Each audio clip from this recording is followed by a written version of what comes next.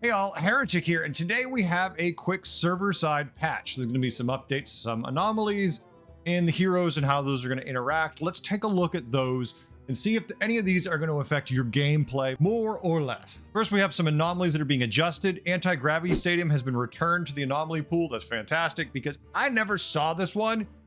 It supposedly was there for a while. I just never got it, even though I played a lot of games before it was removed. So maybe now I'll actually get to see it. The might of khaz'goroth and the fortitude of khaz'goroth now have lower appearance rates. Well, I don't get these very much. They are very kind of generic, so I'm pretty happy to see these toned down a bit. Several heroes are now banned from certain anomalies, and let's take a look at those. From Big League, we have Dino Tamer Bran and Thorum Stormlord have been removed. Especially in the case of Bran, the whole idea is you need time to get those battle cries so you actually get your guy. And if you can't get the Bran because you never find those battle cries, or there simply aren't that many because tier 1 and 2 are gone, Bran makes sense to not be in for these. And then when it comes to Thorum, I mean, it's not as big a deal, I guess, but not having a hero power until you get that guaranteed tier 7 minion can be a problem. So it definitely does make Thorum a little weaker in Big League. Although anytime you choose to play a hero that has a one-shot hero power, I feel like you kind of know what you're getting, and it's not a huge deal on that one. In Money Match, we have Infinite Toki, ETC Band Manager, and Professor Future side removed.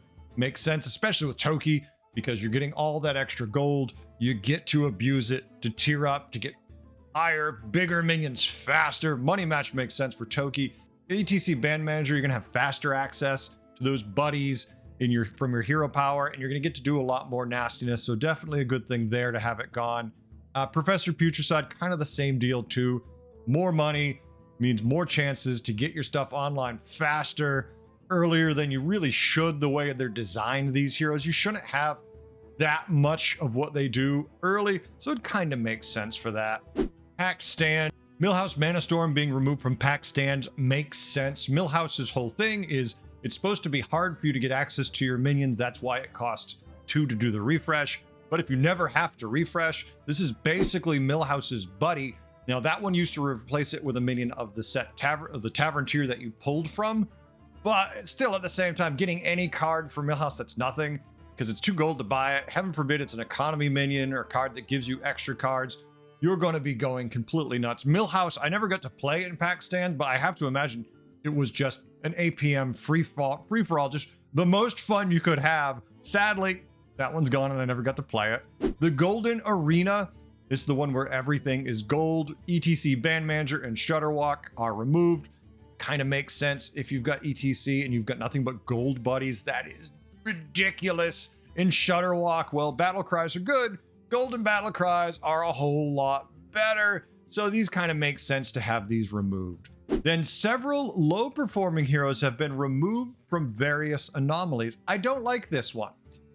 Why tell us these specifically that are kind of overperforming and then just remove the others but not tell us? I understand the idea is no one's playing these heroes anyways, right? These are probably heroes that have like a 1-2% pick rate, and they're like, no, we're just going to remove them. But at least let us know. I like to do the news videos, so I want to know if that thing's not going to be there anymore. It's the completionist in me. I like all that information, even if I can't keep it all in my head.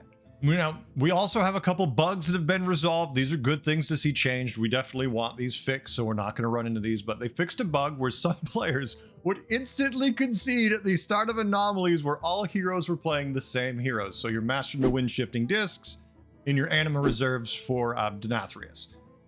I know some people don't like these. I thought, because I have seen lobbies where like 4 people just immediately concede, and I was like, oh, people really hate these. Maybe it was just the game auto conceding them for some people and locking them out of them. It's a good fix. We definitely want that. I've never encountered where I auto conceded, but it's so frustrating to play a game and just lose points because you have bad luck. But when the game auto concedes for you, that seems like the ultimate kick in the groin. It's like, you're not going to win this game anyways. Let me just hit that concede for you. Fixed a bug where Witchwing Nest Matron could give 1 in tier 2 minions with Big League Anomaly is active. That's a bug. If I take a Witchwing, I definitely would like to get some value from it. Kicking out appropriate minions. Tier 1 and 2 minions in Big League are not going to help me win too much. So very happy to see this fixed. Fixed a bug where prudence of Amethyst and transient treasures were not appearing in high level lobbies. Okay, well, I'm going to say this. I have seen neither of these ever.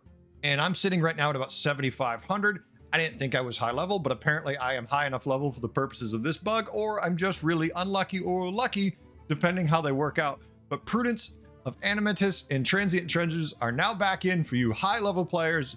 Enjoy. Well, that's all the changes in this patch. The fixes, the couple little tweaks here and there. I really like the way they're nudging things in the right direction. I was, of course, hoping for a couple little balance changes for different things, but honestly, the anomalies are so random and so weird and all over the place. There's so many different... How do you balance when there's such wildly... You start with 10 gold. You start on tier 2. Your minions change health or whatever the heck. I mean, there's so many wacky ones. It's like, how do you balance for everything? I think that's kind of the idea of anomalies. They're like, well, if we throw a lot of crazy stuff at people, they can't expect us to balance it because it's impossible. So now we don't have to balance as much. We just tweak the anomalies. Maybe that's where they're going. I like these changes. The fixes seem very good. I have no complaints about those. What do you think? Does this patch affect you at all, or is it so minor you don't even care? Leave a note, leave me a comment, let me know. Thanks for watching. I'll catch you in the Battlegrounds. See you later.